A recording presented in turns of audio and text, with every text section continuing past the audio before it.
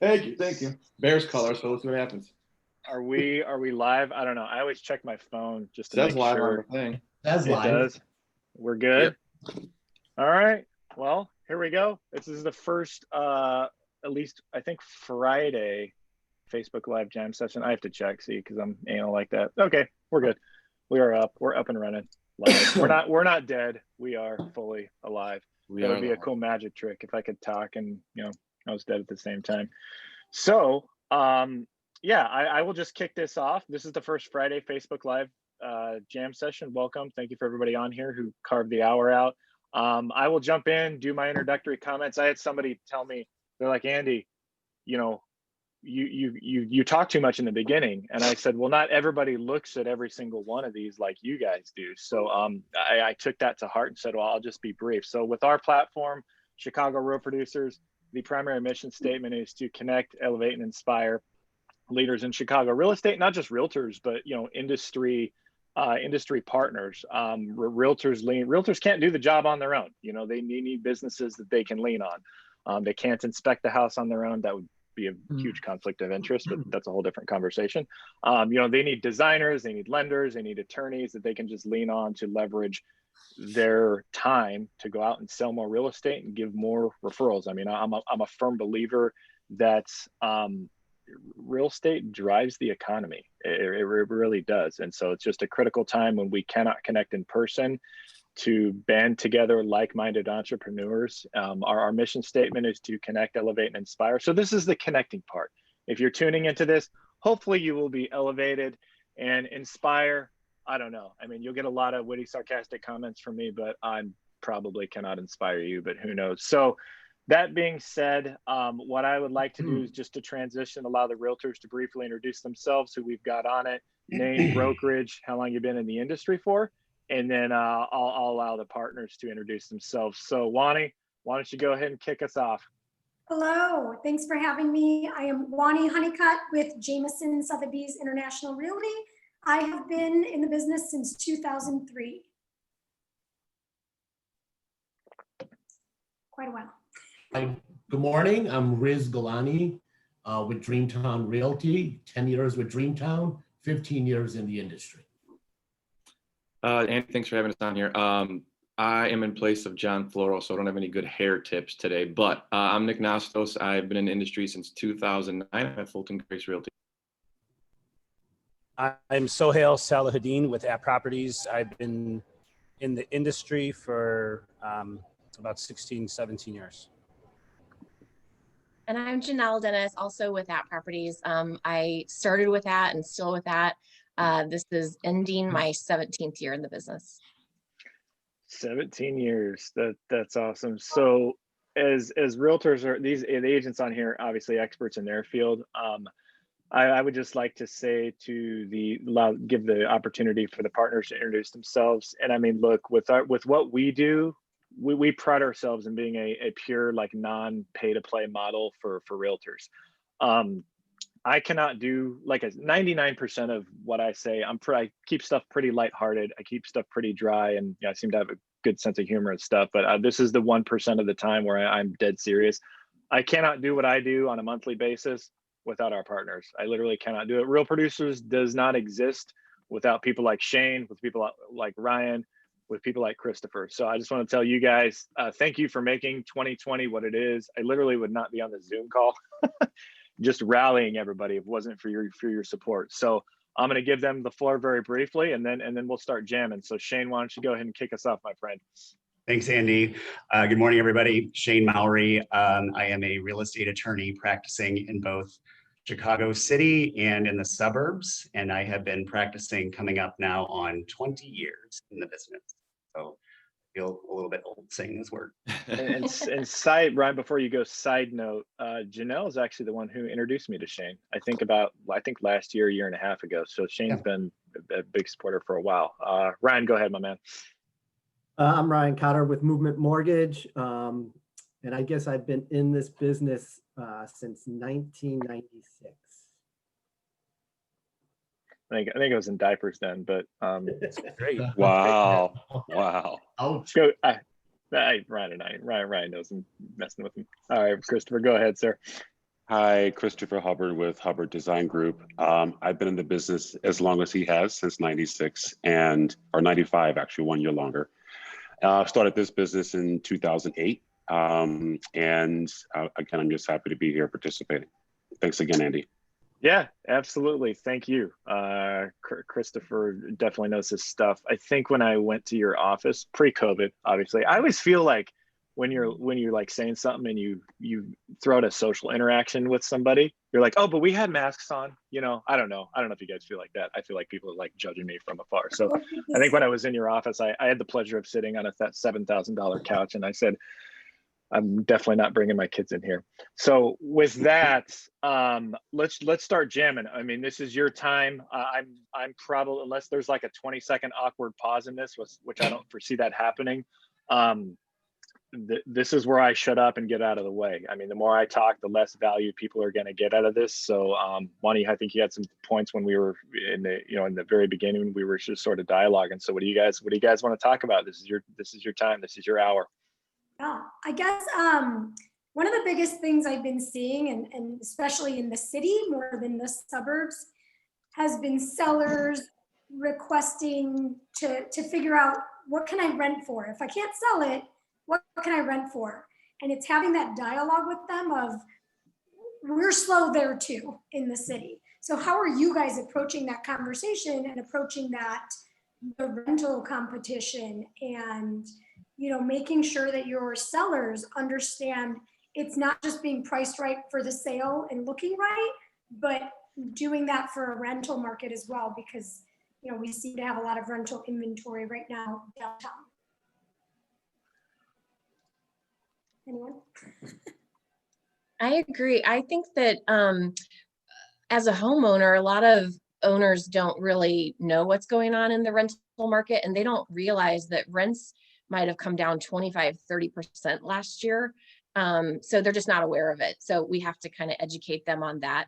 And I think the other consideration when thinking about renting out your condo is, with you in it and selling it, or even if you're out of town and you're going to stage it and prep it and it's going to show perfect, it's going to show perfect. When a renter is in it, it's not going to show perfect. Their furniture isn't going to be as nice. They're not going to have the motivation to keep it as clean. There might be damages, or you might have to replace appliances or HVAC. So whatever you think you're going to gain in the couple of years that you may want to rent it out, you may lose in damages or replacement, or a lower sales value with a renter in there selling it than if you sold it owner occupied.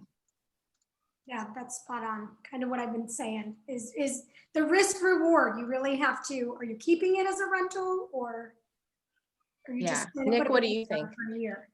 I mean, I've had a seller that was looking to purchase. Obviously, he's looking to purchase and move and go to another place. And he was like, I'll just rent my place, then I can still afford both places.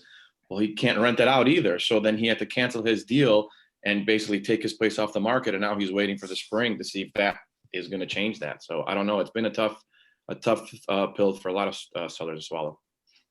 So I've just been advising them to add the listing for the rental, keep them both up, because right, unprecedented market we're dealing with, so it's very unpredictable. And just staying in communication week by week has been important. I haven't really had any clients this year that I can think of off the top of my head that have wanted to rent their places versus selling. Luckily, I've been able to get sellers to a realistic point where they're like, I want to be done with this property as they moved on to their next one.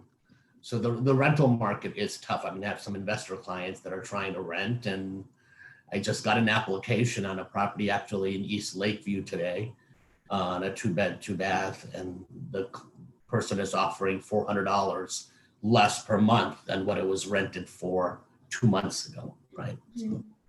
So that'll be, when I present the application this afternoon, that'll be the fun conversation. But my client's realistic. I have a guy that I guess he wants to answer the question too. Andy, do you know this guy? Oh boy. Oh, I love it. I love the engagement. TC in the heezy. I'm supposed to shut up though. So you ask a question, Tommy? No, he just wanted to pop in. Typical. He came to see Juany, so that's what he said. I love it. I miss you. Tom's Fish Shop, and they're still so bummed that they moved. So Go to the new shop. They're so busy. It's just in Mayfair. There you go. Sorry, he was calling me twice. I'm like, yeah, I'm assuming he wants to be on. He was mentioning my husband's aquarium business. So my husband and his partner, Brian, they run a Tank It Easy. Anyone with fish tanks, Tank It Easy. That's cool. What are you guys seeing for investors? I'm seeing a lot of investors come out. That's a really big Ryan Cotter question right there, because he's Mr. Multifamily. So what are you seeing out there? If it's a multifamily and it's priced, right, multiple offers flying off the shelves. For investors versus where I kind of like specialize in, which is owner occupied and income producing properties. There's still no better path to creating, a path to financial freedom for clients that are interested in going down that road. So, I always think it's a good piece of knowledge, both on the listing side and the selling side, to see these low down payment programs, understand them, expand your buyer pool. So that way, both from a listing side, you are expanding your buyer pool, more offers, right? Higher price. From a buyer's side, you can take those clients out, educate them a bit, and you've just transformed yourself from the average realtor or experienced realtor to financial planner. So I see nothing slowing down on that front. Lower interest rates are driving the affordability. So they don't anticipate interest rates going up significantly in the first and second quarters. After that crapshoot, nobody's got a crystal ball. But that particular segment is so hot and so so under utilized, especially on the south and west sides of the city of Chicago. Like Nick and great here, John Flores, are definitely exploiting that and becoming experts in other markets so they can serve more of their clients. The millennials, right? There's plenty of smart people that are like, wait, I can live in a property and the tenants are going to pay my mortgage, and so I'm not going to have a housing expense. Yeah, it's been a trick that's been done since they came out with mortgages. So I think it's still super hot. It's going to be super hot, and it's going to drive prices. I can tell you right now, I have a client that I'm working with, and they're looking in the western suburbs for multifamilies and multi-units, and things are higher priced because the interest rates are low, and these investors that are the savvy ones are just throwing offers at it. So we've seen 3 or 4 places just this week, and 2 of the 4 already had offers before they've even seen it, because the savvy investor gets it, but the person that you're talking about that wants to live in the unit, it's a frustrating process, let me tell you. Yeah, you mentioned the south and southwest side. I've been seeing that as well, and I have a lot of my millennial buyers are really shifting to those neighborhoods, and it's very competitive. Yeah. So what are the neighborhoods actually that you're talking about? Like Kenwood is really competitive right now. Yeah. I'm seeing a lot of Garfield Park, so it's interesting, and it's good, I think, for the neighborhoods and for these younger millennials that are trying to tap into these low interest rates and get out of renting. Yeah, I think that there's been a dynamic shift in desirability of neighborhoods, lifestyles, all that's changed. I still feel it's unpredictable. How about you guys? I can't predict which area is going to move next, because I've had properties where I have a townhouse that we put under contract in University Village. I did my first listing appointment 4 years ago with a guy, and he did win with somebody else. But anyways, 4 years later, he's still trying to sell it. I'm thinking, okay, now it's never going to sell with the COVID and all this other chaos that's going on. It goes under contract. So unpredictable. Yeah, it's very hit or miss right now, but it's also, we're in that time of year as well. When are you guys recommending your spring sellers lists in the MLS? Is it going to be early January or after Super Bowl, like people typically talk about, or when are you suggesting they go in? If we could just kind of run around the table. I'll answer that now, because I have this conversation constantly. Yeah. And so I think the only guide that we have is historically 2013, 2017, after both elections, the market jumped into action the first week of January. So that's what I'm counting on. Could be way off because who knows what's going to happen, but that might give a little bit of certainty to being able to launch right. That was actually a great answer because I didn't have any like data to support it, but I was kind of saying, I mean, it kind of kicked off just this year, even though pre-virus and everything, it kind of kicked off in January. So that's what I'm kind of pushing to sellers as well, kind of start off right after the new year, maybe not even the first week. Everybody's kind of getting back in the swing of things, or like a week, you know, and then, you know, right after that kind of get started. Yeah, I'm holding 2 or 3 listings for like probably that second week of June. Yeah. I think we're gonna have a really busy start to the year, but it's gonna be another just shift. There's so much movement, and you know, like somebody said here, it's pricing is like, there's so many comps all over the place. Yeah. It's a little bit more challenging now. I agree. I've got 4 listings that we plan to put on the first or second week of January. I think it's going to be a really busy spring and a really early start to the market. I mean, all things considered, none of us has a crystal ball in terms of knowing what is going to happen with the pandemic. And so that aside, I think it's going to be a really busy spring, and I would like to get out early. Yeah. Winter is expected to be mild this year as well. Fingers crossed that holds. Yeah. Let me ask you guys a question.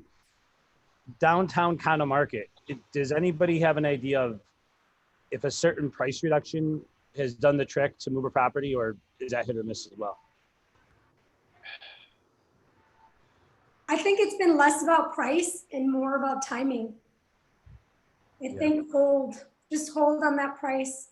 And crazy enough, I've seen that 300 price point or 400 move fast, and then the super high end is coming back. Yeah. But that middle price point is stuck. Yeah. I think you're right on that high end. So I've got a listing in the Gold Coast right now. It's a luxury listing. We put it on in September, which was, you know, things were still shut down because of, you know, riots, and, you know, there were police cars everywhere. And my client was like, oh, I just want to get it on. So if we get activity in my building, we will at least get a showing. Between now and last week, maybe I've had 3 showings. Since last weekend through today, I've had 3 showings. Yeah. And you know, it's like $1.5 million north of that. So I mean, getting great feedback. In fact, we had a second showing on it. So that's just, my client's like, what's happening? I'm like, give me a little time. I'll give you the trend after the fact, but we're just happy to see the activity right now. Yeah, and it's good for the high end because there was a lot of inventory last year, but I think it almost speaks to that's going back to normal, because a lot of these execs and CEOs and CFOs get their bonuses at the end of the year. So that's right. Yeah. Speaking of things getting busy again in January, I know I also did a call way back in the very beginning of the pandemic, and one of the topics was sellers letting people into their house during this time and what their comfort level is with visitors and uncontrolled, I guess, third parties coming in. Is that still a fear factor for sellers coming on the market in January? Are they also setting forth what their terms, what their requirements are, what you have to do, what they'll allow? Is that still a piece of conversation, or is it not so much right now? I think as realtors, go ahead. No, go ahead. I was just going to say, I think as realtors, we've kind of gotten that down. We've had a year, or well, 9 months of, you know, really dealing with that and working through that. And I think that we set the expectation of how we're going to conduct business safely. And I like the fact that you can kind of pre-screen a little bit more and just make sure that you're really dealing with somebody who's serious. The videos can help buyers get a better sense for it. And if it's not going to work for a layout reason or something, the video may rule it out and just keep a showing from happening, but it wasn't going to sell to them anyway. But I think that we're all just really practicing it safely. So in my mind, it's not a problem with sellers, most sellers. I agree. That conversation's not really happening as much. Or actually, when I'm going in for the listing appointment, I'm already telling them Exactly. how we're going to handle it. So yeah, Janelle, I think you nailed it on that. And I think if they're listing, they're motivated and they kind of just want to get it done. Exactly. So, you know, let people in. I actually have a property type question. I'm struggling. I've got a great listing that anytime pre-COVID would have sold multiple times by now. It has no private outdoor space. Are you guys, That's I'm tough. assuming you guys are seeing similar, right? So It's really tough. Yeah. I think that outdoor space has never been more important. yeah. Do you see that like changing, like let's say halfway through next year? I'm just kind of trying to. I don't No. think so. It all depends on what happens with these COVID numbers, right? So Yeah. people are sitting in their units longer and realizing what they don't like in the unit anymore. And if Yeah. they don't like that, they can't get outside, like that's going to be a tough one. So I think once these numbers kind of calm down and things kind of get back to some sort of normalcy, then maybe like that'll kind of fizzle away as far as in people's mind. We can be active again and be out and about. But I think it's going to be a tough one for a while, I think. We actually had an offer and then they retracted it. Yeah. They thought more about the outdoor space. So Yeah. Yeah, just I curious when we think that to think be about key. that. People are really looking, so much so that I'm seeing actually a lot of the younger renters, they're going to like Elgin. They're going Yeah. to like far. They're going far and they'll take a ranch with a huge yard for their dog. And that's what they want to kind of be secluded. Yeah. Everybody has a dog these days and you have to have a Everybody. yard or some Yeah. kind of outdoor space. Yeah. Absolutely. Is there anything you guys have been using this year that has been really pivotal in your sales or just your business in general? Doing more one-on-one contact with clients. I think that's the only thing that I've changed. Just checking in. How are you guys doing? Shooting a text over to, a handful of people every week. I think Zoom has obviously been the big thing for everybody's business, right? So more of on a time management aspect where now I'm not running around to coffee shops left and right trying to meet buyers one-on-one or sellers or whatever. Now everybody's really comfortable to get on a video call. Well, pre-COVID, if you ask somebody to get on a video chat and they don't know you, because I do a lot of online lead stuff, they will never do it. Now, super comfortable. You tell them, send them a link, and they're on in like a second. So it's been very easy for a time management perspective for me. I agree. Zoom has been good. Plus, it's not like in person. People don't want to really tell a story over Zoom. They want to hear what you have to say and kind of get off, right? I think that people are still camera shy to a certain extent. Well, some of the public that we deal with. So it's made a lot of efficiency and effectiveness within your business model. Yep. I've used a lot of Marco Polo app. I don't know if you guys have used that at all. It's been really great this year, and I think I'll continue using it. And the thing I like about it is when you FaceTime a client to do a walkthrough of a property, especially if they live out of state or they're just super busy, they don't have to be present, and it's recorded. And they can go back and look at it and then ask questions, or you can see that while you're touring, they're looking and they can ask you questions. So Cool. It's been a really great app. What is that, Marco Polo, you said? Marco Polo. I'm Yeah, and my clients love it. Cool. My wife's on it like from 9 p.m. to midnight. So I only use it for real estate. Don't Yeah. Marco Polo me.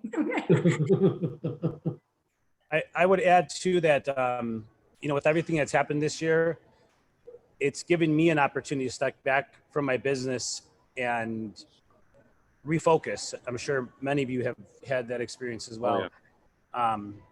So now, I don't know, I found that my ability to focus more and focus on what I'm doing every day has not just given me more time with my family just because of COVID, but because I'm focused more on where I'm spending my time. I'm not chasing listings everywhere because I'm not calling downtown condos anymore. What about like the partners here? What about the non-real estate agents? Like what our business is, how we use it, but how do you guys use the new technology or just like the new way of like thinking nowadays for your end? Well, in my business specifically, it's just very difficult, right? I mean, we're still 100% one-on-one. I mean, everything is tactile and, you know, you have to touch it, you got to see it in person. Sure. So, you know, they're not interested in buying without seeing it. So back to the question about how we, you know, we're interfacing with our clients. Again, a lot of it's just one-on-one.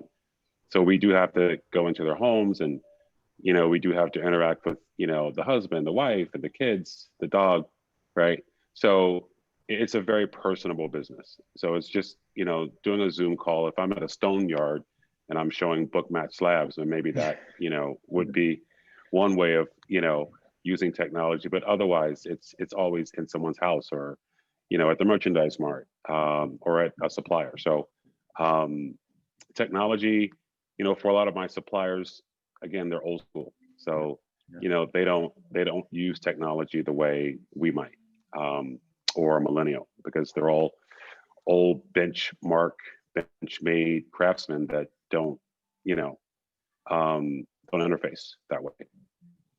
Are you having a busy year? I know so many people are doing COVID remodeling. Yeah. So yeah, a lot of decorating happening out there. Extremely. It's been really, really good. I am a little nervous about the first quarter of 2021. I do think that, you know, when a lot of clients, your clients specifically, buy homes, you know, they don't necessarily have liquidity. So, you know, a lot of it, they're spending a lot of money on credit cards, right? So, and a lot of interior designers don't even accept credit cards. It's a cash business, right? So I'm fortunate in that way, the way my business model is set up, that I'm able to accept those types of transactions. So, but in 2020, the first quarter, the second quarter was horrific. You know, there was a lot of panic and doubt about the future, right? And, you know, one client specifically, you know, her husband's firm wasn't giving out bonuses. They were waiting to see how the market would react to COVID. So he didn't get his major bonus, his first quarter bonus, until third quarter. So in that regard, a lot of things did sort of slow down. But we did see more and more business in terms of signing contracts, but it's still been a little slow, a little tepid. And I guess they're sort of being measured in their approach to how they want to execute and when they want to execute on the project and specific things within the project, especially the high priced items. Mm-hmm. It's good to know. From like the mortgage standpoint, the mortgage business was a very, very archaic business. You know, we went from paper just very recently to all these online platforms, and you know, showing people how to interface and update documents. So that was kind of a huge step forward, even for like real estate agents, because for years the biggest problem of the whole transaction was the amount of time real estate agents had to go to and spend at a closing table, right? Remember when you had to spend like an hour and a half or 2 hours there, and you're like, what am I doing? I got to make myself look busy, but I also got to be there for my client. Well, now these, you know, online closings, you know, there's drive closings nowadays. Like, you know, like you go get your Starbucks and you can close on a home through a drive-through, right? So kind of cool in that aspect. And now in terms of like, you know, time management, isn't it great that you as real estate agents can show up for 15 minutes and that's the duration of the closing, because there's only a few wet signed documents, then you're on back to selling. So at least from the mortgage standpoint, that piece that worked perfect with COVID to kind of free up more real estate time for you guys. Yeah, I agree. Not having to go to closings and to the title company has helped dramatically. I'm kind of shocked, like the mortgage industry didn't, like, you know, all this like DocuSigns, all that stuff. Why didn't they implement that before? And it took this to be like, okay, maybe we can do this. You know what I mean? So, you know, I use the analogy of like pre-COVID and COVID. So Yep. Pre-COVID, you're going down you're at Jewel and you're looking at the toilet paper and paper towel aisle, right? you have 10,000 different choices of toilet paper and paper towels, right? What happened with COVID? You have one choice of toilet paper and one choice of paper towels. Well, with mortgage products, same thing. So they brought them down to like the bare essentials of mortgage products. And then they were able to refine those simplistic, programs and, and make them even better. When you have too many options, you can't systemize it. And so, this is a great first step in maybe, future, like you can't do it on jumbo mortgages, right? It's only like conforming loans and FHA loans. You could DocuSign your closing documents and then notarize a few documents at the closing table. But this was like the door opening to every product eventually having that feature that saves you time. So that's the little rough explanation. Like they were doing too much. They were making money so many places that they weren't able to focus on like, let's enhance this process right here with these particular transactions. Are mortgage applications still up right now for this coming year? Yeah, they are. They anticipate them being this way. It's the new normal. So again, just hunker down for any real estate agent. Hunker down with your lenders. Deepen that relationship. They're being pulled from past clients and trying to serve the real estate community, and it's a tough act to kind of like to balance, because like again, it's your past clients, right? And what are they calling for? They're calling for a refi, right? And it's the the thing that real estate agents hate the most, because it detracts your lender from being able to pick up your phone call the second that you need them, right? For us lenders, there are clients as well. So if you drill down deep with your lenders, and you have that relationship, like people know that if you call me at 10 o'clock at night and I'm with my family, if I don't have a really, really good relationship with you, like Nick calls me up, I'm answering the phone. He knows he's going to hear a screaming 1-year-old in the background, but he's cool with it. So just double down on your relationships and get them really tight. No better time than the holiday, right? Right. What do you think, Shane? Shane, yeah, what do you think, Shane? I would say from the technology standpoint, I don't think any attorney a year ago would have ever thought we'd be doing closings from our desk remotely or virtually. That was never, ever a topic of conversation. And yet here we are. For me personally, since March, I have not done a single closing face-to-face. Is strange to me, just because that's the fun day, the big day. And now that's removed from the equation. And it sounds like that's going to become the norm for sure going into the next year. How long that lasts, I don't know. But I would agree that the productivity level has increased significantly. I can say for me as the attorney, I know that does the same for you as the agent, not physically sitting there at the table. Obviously, again, the social factor has been removed, but I would argue against that only because I feel like this past year, this has been the biggest year of, I feel like, emotions being highest. And I have been the most hands-on with clients dealing with problems internally that I feel like I've befriended everybody more so than I have in the last 20 years, helping them navigate with their families, not of course having babysitters able to come over when they move, figuring out their sale buy situations, people worried about losing their jobs after they've signed their contract. This has been the year that I've been the most hands-on socially. And so I would argue against that that's being removed from the equation with everything being so virtual. And I can attest, working with Shane a lot, that not a ball is dropped. Like whether it's not face-to-face or it's all online, and over the phone, and flipping through the closing documents with you over the phone is no different than being face-to-face. And you are just so up of it that it's really incredible. I bought my own place this year, and so I got to experience it firsthand and it was like smooth as silk. So it's great. Good. Agreed. Yeah, I would also follow up on that the relationships that I have with agents like Janelle has, I think, improved significantly over the past year. I feel like we've, combined together, we've come together. It's a unifying experience this year for sure. Just like somebody was saying, having screaming kids in the background has become the norm. It's not a big deal anymore. Everybody's got the same common goal. Everyone wants to have happy clients, happy experiences, and everybody is all in to make that happen across the board. So it's not been quite the Debbie Downer year that I know that everyone wants to make it out to be. As difficult as it has been, as challenging as it has been, I do feel like it's been a reinvention time for all of us. I agree. I think the majority of everyone here can say them. I mean, it's been an excellent year for us business-wise. I think 2021 is really good as well. Yeah, I've got a lot of stuff in the hopper. I'm feeling very bullish on the spring market for sure.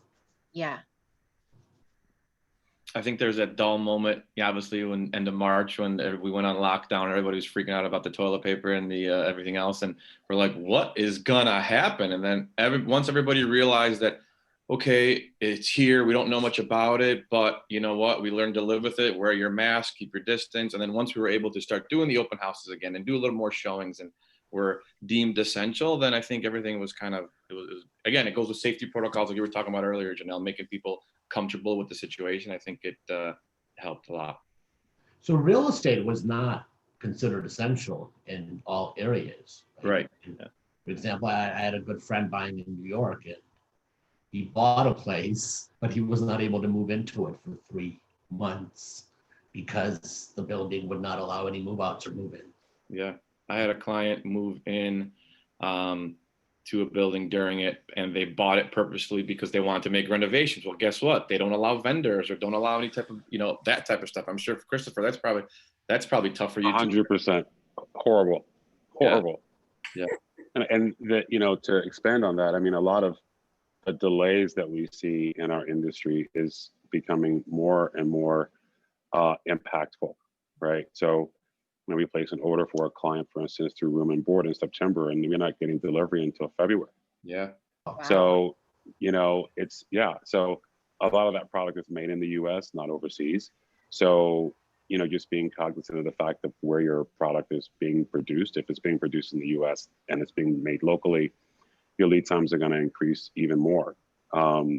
So, if you're working with a client and they're considering, working with the designer or a refresh, then you might consider that because lead times are not getting shorter. And I don't think that it's going to improve in the beginning of next year either. I think it'll be worse. It's funny you say that. I actually ordered 2 accent chairs in July, and it's coming today between 12 and 3. So yeah. Think about that. It's a long time. Yeah. That's almost longer than I waited for my Peloton. Yeah. It's a good point, not only with clients looking to design and to kind of reinvent their new home, but also with clients prepping their home for sale, is giving them a realistic expectation on how long it's going to take to sand the floors and have it all painted. Because I think we're just seeing all of that being pushed back and taking a lot more time than normal. So It's never been more important. Go ahead. No. So I guess in Janelle's case or Juany's case, like for those sellers that are looking to do a bunch of big pre-listing overhaul, and then you can't get Christopher in there or anybody in there to do some of the work, like what did you do as far as the listing? Did you have them put it on like as the current condition, or just let's wait till things are done? But then you might miss that little like opportunity window. You know what I mean? Yeah, I can't was speak going to to say that because it's never been more important to have a really good core group of contractors that you have a good relationship with and that will pull you to the top of the line to get work done for you, and that you can count on, because it really makes a difference. And nobody wants to buy a fixer-upper. As much as the TV shows are important and popular, at the end of the day, your client 9 times out of 10 is going to choose the renovated place, and it makes a huge difference in selling it.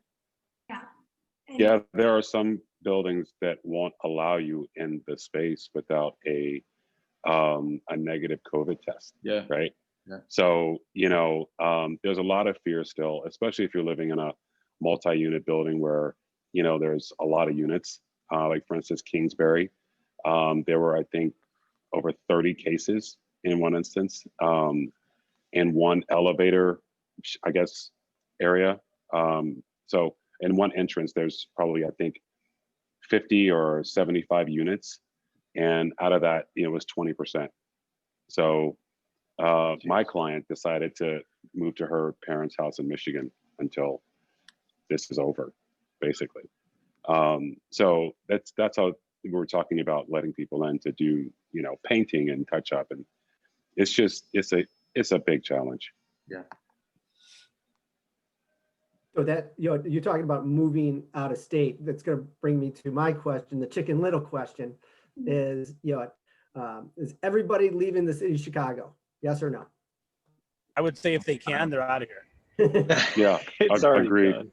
There's a Agreed. big, and we'd like to say that no, but there's definitely a big population. And even now in a lot of my pipeline for the spring, they're not moving to the burbs. They're moving to like Denver. Yeah, I think that people that were going to do it anyway, this pandemic just increased the timing of when they were going to do it. Like now's the time to go ahead and jump. And I think that some people that would have maybe elevated to a smaller single family in the city and stayed here for a few years, instead they're going to the suburbs, or they're planning a family. And so they're getting closer to the grandparents so that they can have daycare assistance with grandparents, you know, that kind of thing. But what is it? I still what is the love main- Chicago. We all still love Chicago. Like Chicago is still going to be such an amazing city to live in. And hopefully sooner versus later with the vaccine and all of the reasons that we love the restaurants and the museums and the nightlife will be here for I'm us. totally with you, Janelle. Yeah, me too. Yeah, Chicago's not going anywhere. I think it just sped up the process of everybody's moving timeline is what happened. In fact, it could be a great time to invest in something. Yeah. You're going to say something, Christopher? Oh, sorry. Actually, before we do that, I want to get to, I need it because I'll forget in one ear and out the other is kind of how I roll sometimes. I need a screenshot of everyone. Well, I don't need one, but this may or may not be in a future issue of Real Producers. So no, please don't be like my children and pause, do it for 2 seconds. Hold your smile for like 5 or 6 so I can do this. Okay, ready? 1, 2, 3. I think we actually nailed that in the first one. Hold on. Cover photo. Yeah, we do need to do another one. I spoke too soon. Who's that? 1, show them pearly whites. 1, 2, 3. And I think we got that one. All right. That works. So Christopher, go ahead, sir. What were you going to say? Yeah, so if you had to name 3 of the reasons that you would see that exodus, what would it be? Taxes, the way that the cities ran. And I think that this has pushed people's ability to say, do I want to, it's made them start to think, should I stay in Chicago or should I leave? And if they were thinking about it, this just, as I think Nick may have said, or somebody said, just pushed their priority to the top of what they need to do next. I have a friend that's a broker in Tennessee. He's probably going to do 800 to 1,000 transactions this year. And he said he's seen a huge influx of people from New York, from Chicago, LA. I mean, they can't keep properties on the market, and they have more buyers than they can't even find homes. Even in crappy neighborhoods, they can't find homes for people. So In the backup Chicago, question that's to the that. neighborhood. Huh? Yeah, so the follow-up question would be, how do you overcome that? I think they're all going to move back in 3 years. Wait, so Chris, are you saying how do we get people to start? Yeah, I guess my question is, if you know that, the top 3 things that you mentioned, I think the tax fees is the greatest one. How do you, if you're trying to convince a buyer, right, to stay, what are some of the things that you would, sort of look to convince them to, to move, to make a purchase with you? Stay in the city. Yeah, so people shop in one of 2 ways. One is cost, and the second is value. Provide enough value versus the cost to live here, then it's a winner.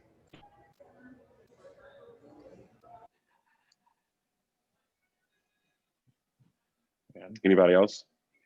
I think that's a tough one because at least for me, by the time they've decided to move, like that's when I'm hearing about it. They've already decided. Right. And the biggest factor this year has not only did they decide, but they went and they took a weekend to Michigan or Nashville and they bought something. And now I'm finding out and I have to sell their home.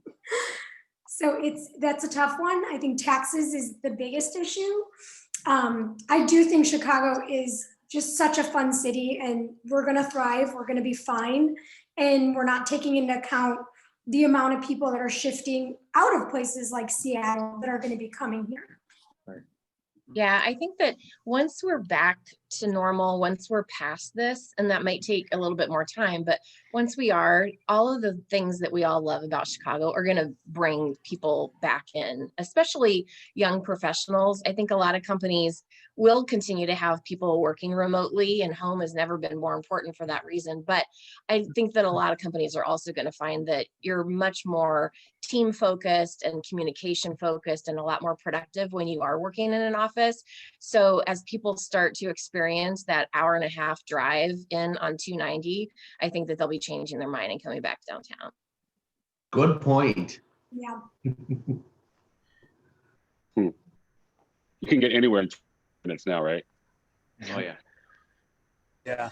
So just to add to that, I think what we need to know is what's happening now, right, Chris? Because 3 years from now, 2 years from now, it's all speculation. But what can we all do now to get people to move here or to stay? I mean, I think it's gonna be hard, right? You have a lot of people are really focused on those COVID numbers, and they start seeing them go up, and they're kind of like, okay, well, I go to a high-rise building and I can't use the amenities and I can't use this and I can't do that, and then I have just a little bit of a balcony space or no balcony space. Like the view is only so good for so long. So I don't know. I think I just don't know. It's once those things start easing up and people have a little bit more of a calming reaction to the numbers and hopefully they start declining. I think that's when we start seeing a little bit more of the leniency of, okay, cool, I like this place. Once we can start getting more active and people aren't just sitting in there pointing everything out that they hate or don't like or why I feel trapped, I think that's when we start seeing a change. And maybe, showing people that cost analysis between renting and owning. Yeah. And with these low interest rates and honestly, the prices coming down in those high rises, why wouldn't you start to look into buying? Even if you don't have that outdoor balcony, but you're in a neighborhood that is going to transition and have the coffee shop and we're not going to live COVID world forever. So Sure. Thinking ahead and pushing those renters into buying right now is probably the next best bet. Yep. What do you think, Riz? I think the city's going to absolutely come back, and I feel really, really positive about it until we're past COVID and get back sort of on a steady downtown market. In the interim, there's going to be still plenty of business like we've had at other points in the year, right? Not everything is downtown. There's Lakeview and there's Bucktown and there's Logan Square, and lots of places come with outdoor spaces. And yeah, I mean, it's been a great year, so I expect to see more of that going into the new year. And I'm taking out some buyers this afternoon after we're done here. They're moving to Evanston. Well, they're lucky enough to be in a position where we'll find something, they'll move, and then I'm going to turn around and I'm going to sell their very nice condo in East Lakeview that has a lot of outdoor space. So somebody will buy that as well. So boom, those are two nice transactions already lined up for January, February. I think there's going to be good business. Yeah. And then, that will carry us through until sort of downtown, blossoms again. Or at least starts to pick up later part of next year. So I want to ask you, man, because we were kind of on the beginning of this, you had a good question because we're about 10 minutes out on what were you saying about the two? I'll let you ask it. The top two things that have. Go ahead. So for each one of you, what would you say are the top two things that have had a positive impact on your business this year? I'll go. That Marco Polo app has been really great. And I hate to say it, I love my clients dearly, but not sitting at a closing. And, I get to touch base with more clients Right. and truly see how they're doing. So that's been huge. Tell us how you really feel, Juany. Yeah, I love that's- fall. I'm kind of on the Juany thing too. I mean, it's all a time management thing. Like we mentioned earlier, the Zoom, I don't have to run around to coffee shops anymore. I push a button and here we are. And the closing's the same thing. If they have a question or something's going wrong or whatever they need while at their closing, they can easily text me or call me. You know, I give them the closing gift at the final walkthrough now. So just the time management thing was a big thing during COVID. That's kind of all the different tools that randomly just popped up and now are more in use, I think has been helpful for me. I think I'm in the minority here. I actually really miss going to closings with my buyer. That's sort of like the culmination of all this, and you're sitting around and having fun, and while you're waiting for funding, you get to sit around and make bad jokes. I actually miss that, but stuff that has worked for me this year, I think I mentioned earlier, I'm just trying to do a lot more one-on-one, like text communications with clients and checking in on them, and they're so appreciative, you know, even if it's someone, you know, who's not remotely in the market to do anything. It's still, you know, keeping in touch with them. Now, not going to closings has given me a chance to do another second impression. So at the final walkthrough, I usually, depending on, you know, what level it is, I usually give like a bottle of champagne, and then I also give another gift. So I'm sort of doing it in 2 tiers now. At the final walkthrough, I'll give them a bottle of champagne, but then it gives me a chance to like send something to their house afterwards a few days later. So, you know, I think that's sort of gotten like a nice response from people, or, you know, if somebody is like, you know, moving and selling on the same day, that night I'll usually send dinner to their house so they don't have to cook on moving day. So try to do like a sort of a second like touch. Yeah, I would say number one is relationships, both with my clients, who I'm lucky that I really, really enjoy all of my clients. We have good relationships, and so it's not a task to stay in touch with them and to catch up. But also relationships with my partners, whether it's Shane or my mortgage partners and contractors and inspectors. And the other thing would be, I think that all of us that are successful in this business probably have a good deal of design sense and prep sense, that I think that one of the things that works for me this year as well as most years is it's never been more important to prepare that listing to really shine, and doing the updates and doing the staging prep and really knowing how to make it shine, because you're just going to get a few seconds of someone's time. The photos have to look incredible. The staging prep has to look incredible. So I think that I excel at that a little bit more than some people, and I'm sure that all of us on this call do. So I think that that's just always really important, but now more than ever. What do you think, Shane? Yeah, I would agree. It's, as I mentioned before, the relationship aspect is key. I think coming up with a streamlined, new, reinvented way of handling closings has, by the end of the year now, worked out all the kinks. We figured it all out. Everything is very streamlined. You know, especially with Janelle, we've got a very hammered out system. We know what works, we know what doesn't work. Closings are now in and out in an hour if you got everything, all the pieces in an order. But I would say my takeaway from this past year, again, goes back to my roots of, again, reinvention and reminding myself that listening is key, understanding, compassion. Again, I feel like I've been a sponge this year for absorbing people's problems and issues. And it's definitely been an eye-opener to really understand what's important and what the big goal is in the end.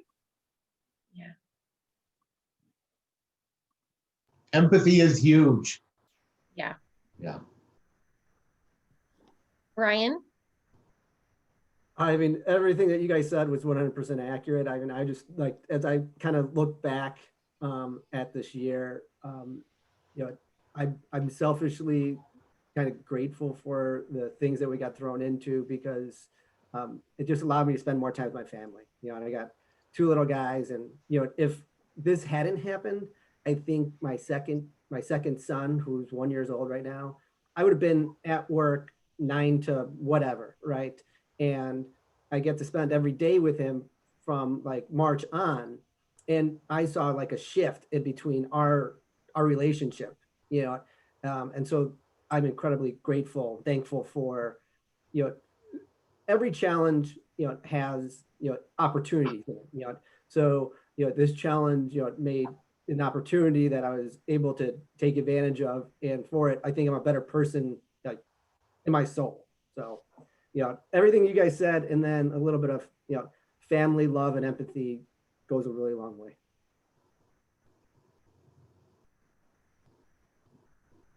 Chris, to you?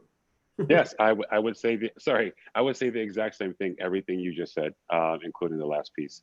I would also throw in the being able to look inward into the business and sort of reevaluate the things that you need to improve on, and setting those goals for 2021, and how, you know, you're able to, again, shift on the fly, because a lot of what we're learning is, you know, by the moment, by the minute. So as things evolve and change, I think the way you adapt and conform is really important going forward. So for me, again, it's just trying to improve on what I think I've done right in the past, just making it, you know, that much better. Cool. I have to say, this is like the most polite call. Usually everybody tries to talk simultaneously, so I just love the mutual respect that, you know, no, you go ahead. I'm sorry, No, what were you go ahead. saying, Andy? I did, yeah. We have 3 minutes. I can change that real quick. Yes, Right, I right, love right. it. I love it. I have a rule in my, I think I said this on the last jam session. I have a rule in my house. If you can't take it, don't dish it out. That is a Burton like mantra in our house. So it's just, you know, sometimes annoying when your 11-year-old pops off to you and you got to set them straight, you know. So anyway, but that's great. So yes, who has not spoken? I would like to chime in. You haven't spoken. What about you? Things have changed for you, obviously, this last few months. Yeah, I mean, I was joking with Christopher on the last session. He was talking about remodeling and stuff, and I said, "Can you just make like a 6x6 soundproof room for my kids? I don't think it needs any design work or anything. Just make sure the walls are padded, and, you know, maybe a little water spout or something." Like, I'm kidding. Yeah.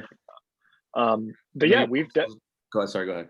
No, it's okay. We've definitely had to shift stuff once I kind of got word that, you know, our was super stoked for our May event. Our spring event was supposed to be at Avondale Bowl, and you know, a bowling alley, that's one of the most sanitary places to do an event these days, right? That'd be great. You know, but spray the shoes and you're wearing them, you're good. Totally, right? People sticking their fingers. Just don't lick your fingers, and you'll be fine. Yeah, I was gonna say a bunch of Doritos out and mozzarella sticks. Sorry. Yeah. I'm painting a picture that probably people don't want to see. I digress. Joking aside, it has been challenging, and that is just one really positive thing that's come out of this is just these calls. You know, like you were saying, Nick, earlier. You know, you can Zoom. You don't have to park downtown. You don't have to go through all the logistical stuff. I mean, how difficult would it be? Something like this in a, you know, to get all 5 people's schedules aligned, 3 partners, you know, all 8 people on this call, like on a little panel in person, that would take some legwork, and now people can just get value out of it. And I think there's huge value in, you know, talking face to face. It's more relaxed when you're having a drink, you know, eating some food. But you know, the business side of it, it's been great. So this has been a huge positive thing. Spend more time with the kids. I don't know. Sometimes I want to spend less time with them. I'm kidding. I love it. It's caused my wife and I to connect and be like, hey, because she does a lot. People don't see it, but I would argue she probably works harder than I do. I just go out and BS with people all day. That's what I do. Unfortunately, and I say that word in the most positive light, unfortunately, I'm the face of the company, but she does a lot of the behind the scenes stuff. She's like, hey, I can't do all this. We need to carve out days for us. So it's been really positive for us to just kind of join forces and be like, you do this, I do this. And when we hold to it, it just brings us closer together. So that's my rant. Right. Here's to a good 2021. Let's all cheers. Yeah. Yeah. Indeed. Well, we will. We could. That's a good closing point. It is 12. Actually, it's 12 o'clock on the dot. So one thing I will say. Hey, would you guys, if we did like a virtual happy hour? Would that be something that the RP community, would that be something that would actually you'd engage with? Yeah, why not? Yeah. Book Sure. it. All right. Yeah, man. I have a Any happy figure it out. excuse. I have a Drinks happy on. hour every night at my house from 5 a.m. to 9. Well, we will wrap with I'm gonna have. that.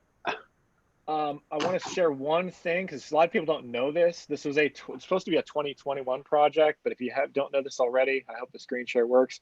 Can you guys see that? Okay. There you go. We launched our app this year. It's called Digipub. You get on your phone, tablet. People bug me all the time. Hey, do you have the blast copy of this issue? They're all accessible. All the event links. So you just go to App Store, Right go to Digipub. There you go. Plug it on your phone. You got to create an account. Currently, it is free, but it was supposed to be a 2021 project, but we've sunk a chunk of change into it because all the obviously in-person stuff events have been on pause. So little plug for that, but you know, they might start charging for it. Everybody who has it on their phone or app will be, of course, grandfathered in.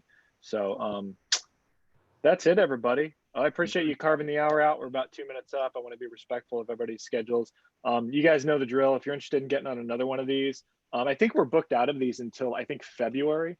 That's awesome. But we can, of course, shuffle the deck, get different realtors, different partners on the call, do a little collab session. But I wish you happy Friday, productive weekend, and we'll talk to you soon. Thank you so Thanks, much. everybody. Thanks, Andy. Adios.